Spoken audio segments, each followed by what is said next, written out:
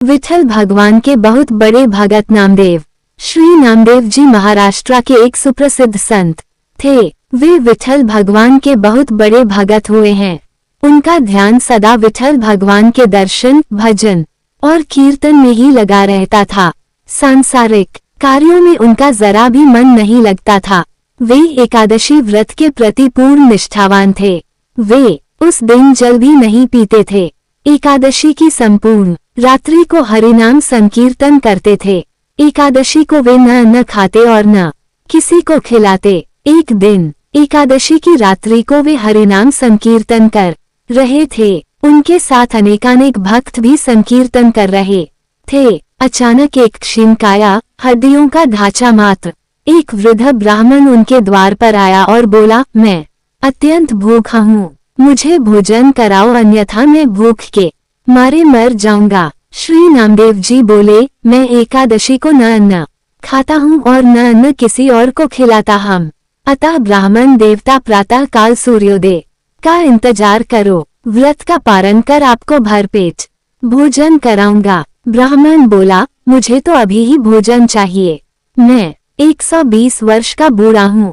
एकादशी व्रत 8 वर्ष से लेकर 80 वर्ष तक के लोगों के लिए है। मैं भूख से मर जाऊंगा और तुमको ब्रह्म हत्या का पाप लगेगा। श्री नामदेव जी ने कहा, ब्राह्मण देवता चाहे कुछ भी हो जाए, मैं आपको भोजन नहीं करा सकता, कृपया आप सुबह तक प्रतीक्षा करें।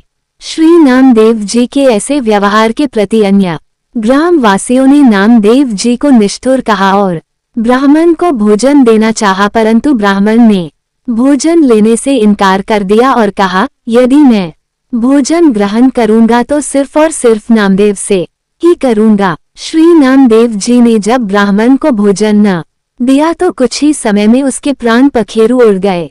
वहां उपस्थित सभी लोग श्री नामदेव जी के प्रति अपशब्द कहने लगे और उन्हें हत्यारा कहकर संबोधित करने लगे। श्री नामदेव जी कुछ न बोले, पूर्ववत विठल भगवान के भजन और कीर्तन में ही लगे रहे तथा एक पल के लिए उठे और मृतक शरीर को ढक कर रख दिया व मृतदेह के समक्ष नाम संकीर्तन करते रहे। प्रातःकाल श्री नामदेव जी ने व्रत पारण किया और एक चिता बनवाई। स्वयं उस ब्राह्मण के पार्थिव शरीर को अपनी गोद में लेकर चिता पर बैठ गए। चिता को प्रज्वलित किया गया।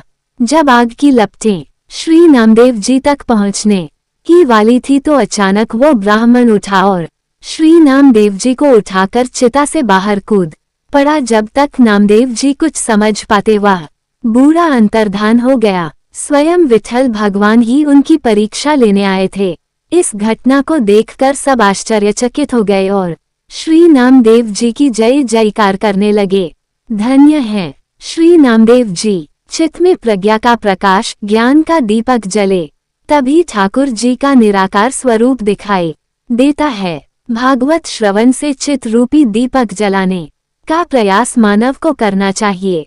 मानव को अज्ञानता से लड़ना चाहिए, मगर आलोचना और अज्ञानता पर चर्चा करके अपना समय बर्बाद नहीं करना चाहिए।